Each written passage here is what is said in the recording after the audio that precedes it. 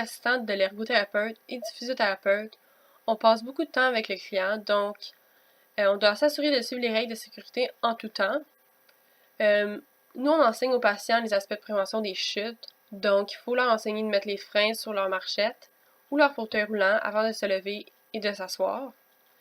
Et pour notre côté, durant l'enseignement de la marche, il faut s'assurer de rester près d'eux en risque de chute. Ça s'applique aussi pour les transferts au lit ou au bain ou vraiment tout autre transfert. Il faut aussi leur enseigner les principes de conservation d'énergie, car la fatigue des membres inférieurs et supérieurs, c'est un des symptômes qui apparaît avec la maladie.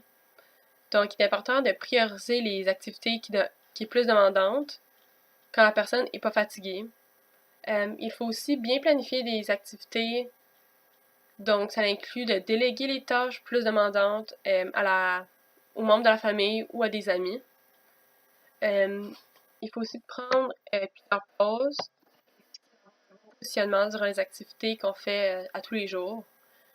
Donc, encore un exemple, installer un banc proche pour pouvoir prendre des pauses, c'est très important. Et s'assurer que le banc soit à la bonne hauteur pour la personne, puisqu'on veut favoriser la posture de travail.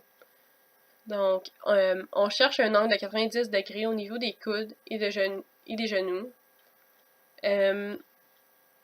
Puis, pour avoir une petite idée avec la capsule vidéo de l'enseignement à la cuisine, on montrait vraiment que c'était important d'avoir le banc proche de la personne.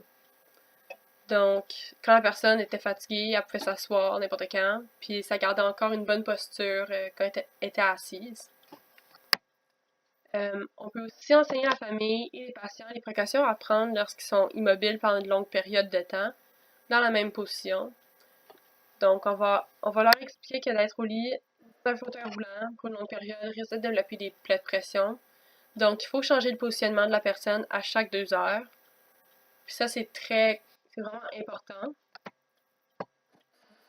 Favoriser la qualité de vie puis le confort. Donc, on veut pas vraiment que la personne soit en douleur à chaque fois qu'elle est dans un lit ou dans un fauteuil.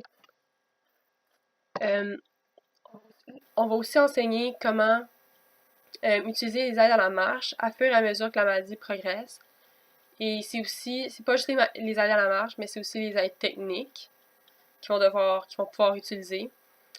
Donc, encore une fois, dans la capsule vidéo sur l'enseignement à la marche, on vous donne une petite idée que on leur enseignait, on commence par enseigner le patient avec comment marcher avec la canne et ensuite comment marcher avec une marchette pour aller après à enseigner comment utiliser un fauteuil roulant. Et c'est pas juste enseigner aux patients, mais c'est aussi enseigner à la famille parce que la famille, c'est eux qui vont être autour du patient le plus souvent. Donc, c'est très important qu'eux aussi, ils sachent les principes de sécurité, puis conservation d'énergie. Donc, on fait beaucoup d'enseignements quand ça vient à ces